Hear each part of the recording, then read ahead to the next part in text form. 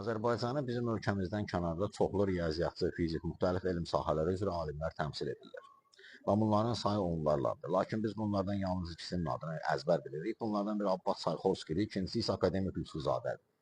Lakin mən Azərbaycanı ölkədən kənarda təmsil edən 5 böyük riyaziyyatçı alimin sizə təqdim etmək istəyirəm. 1. Məsud Əfəndiyev. Almaniyada çalışır.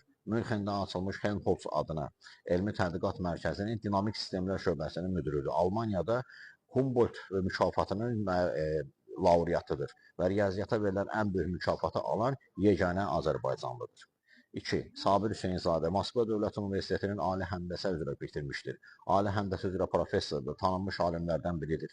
Eyni zamanda Moskva Riyaziyyat Müəllimləri Assosiasiyasının katibidir. Dövlətdə adlı mütəxəssislərdən biri sayılır. 3. Aqidə Məmizadə.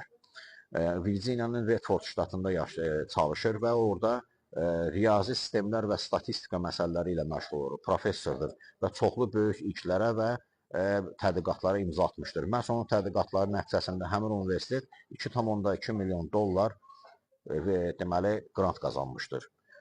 4.